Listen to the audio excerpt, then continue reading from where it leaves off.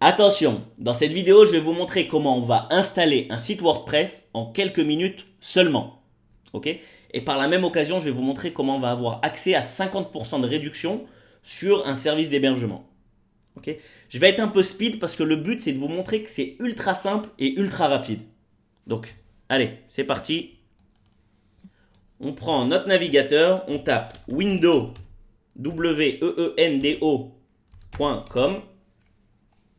et on arrive sur l'hébergeur Windows. Donc cet hébergeur, il propose plusieurs plans d'hébergement. Un plan standard, un plan premium. Plan standard à 10 euros par mois, plan premium à 30 euros par mois. Donc pour commencer, ça nous suffira amplement le plan standard. Okay, vous voyez que bande passante illimitée, panneau de contrôle 6 panels, compatible CMS WordPress, c'est génial. Donc on le commande. Et là, vous avez deux options. Ou vous voulez enregistrer un nouveau nom de domaine, ok.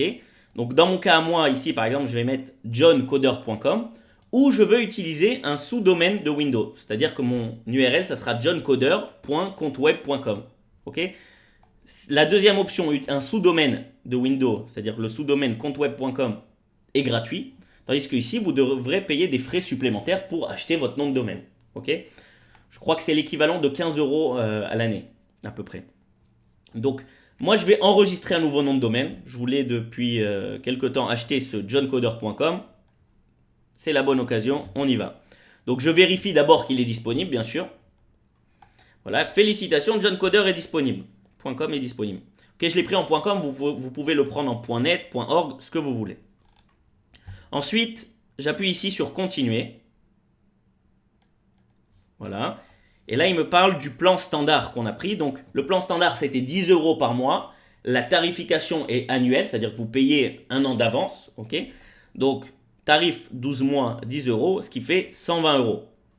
Là, il me demande comment êtes-vous arrivé sur Windows. Vous pouvez lui dire par le site Apprendre à coder. Ok, je reçois moi ça comme feedback du site Windows. Donc, si vous pouvez leur dire, ça me fera plaisir.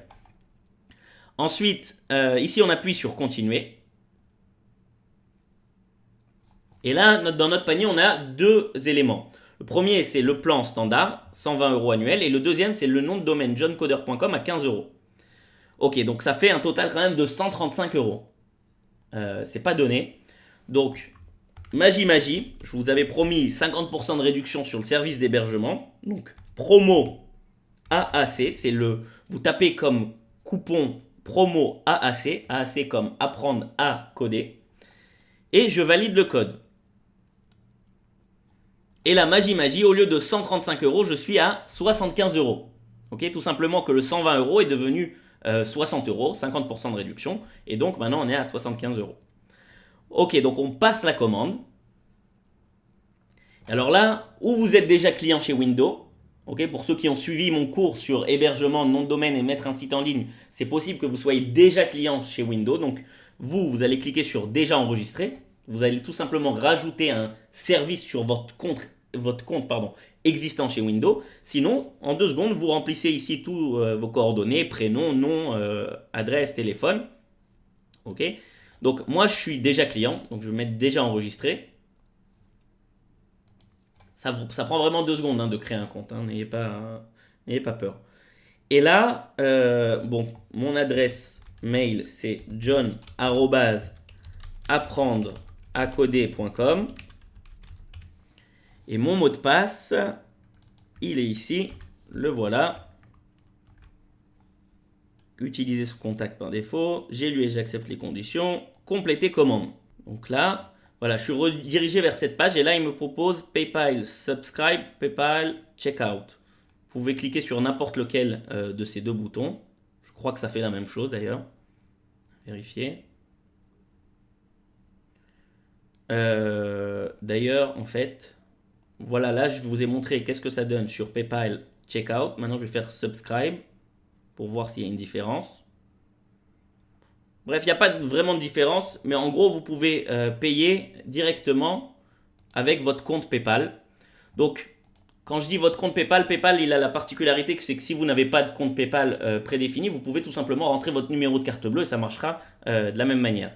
Donc, vous voyez ici, vous pouvez mettre directement votre numéro de carte bleue. Voilà. Je vais vous laisser faire ça de votre côté. Et au final, dès que vous aurez payé, vous allez recevoir plein de mails de la plateforme Windows qui vont vous dire votre compte a été créé, votre compte a été validé, vous avez payé votre commande, génial. Et au final, vous allez recevoir un mail avec toutes les informations de votre compte. Ok? Découvrons ce mail ensemble. Voilà, donc si tout s'est bien passé, normalement vous avez reçu un mail dont le titre est information de votre nouveau compte. Ok, vous avez reçu plein de mails, mais c'est sur celui-là que je veux passer avec vous vite fait pour que vous compreniez ce qui se passe. Si vous n'avez pas reçu ce mail, vérifiez vos spams. C'est possible que le mail soit resté bloqué dans vos spams. Ok, information de votre nouveau compte. Donc là, on a un forfait d'hébergement standard, pas de problème. Il faut savoir que si vous avez pris un nom de domaine avec votre forfait d'hébergement, c'est qu'il y a un processus qui s'appelle la propagation. Votre nom de domaine n'est pas accessible tout de suite. Ok, c'est un processus, ici il l'explique, qui peut prendre jusqu'à 48 heures pour que la propagation soit effectuée. C'est-à-dire que nous, on a acheté johncoder.com. Si je vais tout de suite à johncoder.com, je ne verrai rien. Ok, il faut attendre jusqu'à 48 heures. Ça se propage. Ok, par contre, bien sûr que je peux accéder, si vous voulez, à ma partie du serveur avec son IP. Ok, l'IP, c'est-à-dire que ça sera tout simplement pas un nom de domaine, mais ça sera ça, ce que vous voyez ici. Vous voyez, l'URL du site web temporaire, c'est ça. Ok, donc si je clique sur ça, je vais vous montrer ce qui se passe. On va aller dans notre navigateur, on va ouvrir un nouvel onglet. Voilà mon site web temporaire. Ok, on est parti. Je reviens sur le mail. Maintenant, je veux que vous accédiez à votre cPanel. Si vous voulez, c'est le panneau de contrôle de votre serveur web. Alors, vous pouvez y accéder ici. Il vous montre comme ça. En prenant ça. Et en rentrant votre username et votre password que vous avez reçu ici. Donc, je vais rentrer ça dedans. Et le password, il est là. Voilà, je suis arrivé à mon cPanel. Okay, vous pouvez le mettre en français dans les paramètres, pas de problème. Ok, donc maintenant, une autre façon d'accéder à votre cPanel, c'est directement, une fois que vous êtes logué dans Windows, ok, une fois que vous avez mis vos identifiants dans Windows, vous voyez ici, j'ai le plan d'hébergement, j'en ai deux parce que j'en avais fait un avant. Ici, j'ai le plan d'hébergement de johncoder.com, c'est celui que je viens de faire avec vous. Et là, j'ai directement un bouton connexion à mon cPanel. Et le voilà. Ok, maintenant, on va très vite aller à un onglet qui s'appelle... Il est où? Le voilà, WordPress. Softaculous Apps Installer. Je vais cliquer sur ce bouton WordPress. Et là, il me propose d'installer WordPress. Ok, je vais lui dire Install Now. Installe-le-moi maintenant. Et là, il me demande alors protocole HTTP, domaine johncoder.com, directory, on va le mettre directement à la racine. On n'a pas besoin de le mettre dans un ensemble de fichiers. Ensuite, le nom de mon site, on va dire blog John Coder. Ok.